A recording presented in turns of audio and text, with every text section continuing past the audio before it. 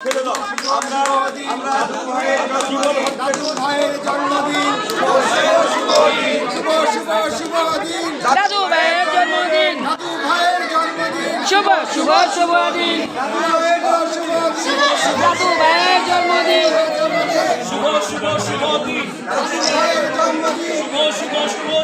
দাদু ভাইয়ের জন্মদিন দাদু ভাইয়ের জন্মদিন ভাই একটু পিছন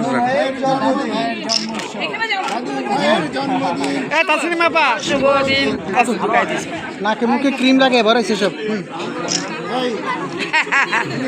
এই যে দাঁড়িতে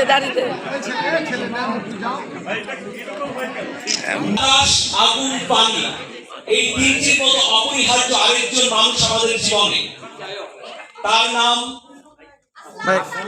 আসলাম সানি। বাতাস আগুন পানি, তার নাম আরেকবার তার নাম আমাদের হৃদয়ের মানুষ আসলাম সানি ভাই পুরস্কার পেয়েছেন। জোরদার করতালি। আমার এই পুরস্কারটা গ্রহণ করবেন আমাকে যিনি পরিচালিত করেন। পুরস্কারটা আমার সবকিছু যিনি এক ধরনের অভিভাবক। আমি আমার খুব প্রিয় মানুষ মানিক, আমিরুল নবীনের মানিক, আমার হৃদয়ের মনে থাকে, তার হাতে আমার দিয়েছি। আমরা খুব খুশি যে আজকে সানি ভাইয়ের ওয়াইফ আসছেন, মানে ভাবি আসছেন, তাহলে দাওয়াত করতালি হওয়া উচিত।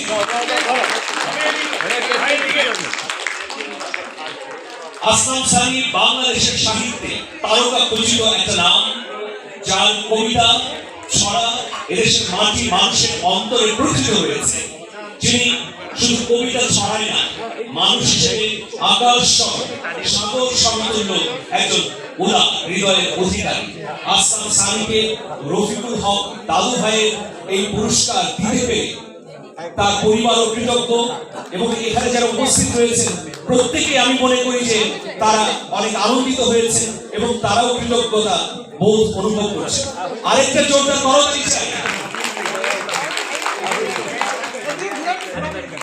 এই পুরস্কারটা, এই ক্রেস্ট, ফুল, নগদ টাকা সানি ভাই ভাবিকে উৎসর্গ করেছেন। সবাই একটু দেখবেন।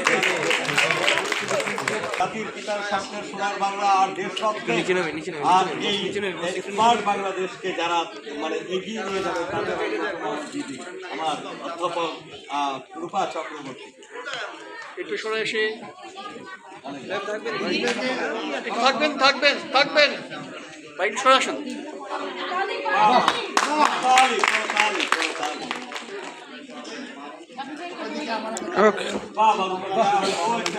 হ্যাঁ ধরেন, ভাই আপনি আপনার কিছু থাকলে গনি ভাইয়ের কিছু আছে, গনি ভাই দেন। দার্জিলিং এ এখানে একটা নতুন একটা বাপ্পি ভাই এদিকে তাকান, বাপ্পি ভাই এদিকে তাকান। ধরো, হ্যাঁ ফুল ধরো, এদিকে দেখো।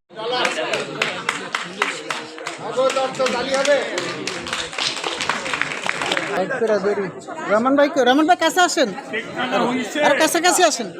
শুভ শুভ শুভ হোক দাদু ভাইয়ের জন্মদিন। শুভ শুভ শুভ দিন দাদু ভাইয়ের জন্মদিন। এবার আমাদের কেক কাটা পর্ব শেষ হলো। কেকটি আমরা নিচে ভাই একটু পিছনে যান। বাপি সবাইকে খাইয়ে দাও। হবে না, কেকটা বাইরে দিয়ে দাও। কোনো কিছুই করার সুযোগ থাকে না।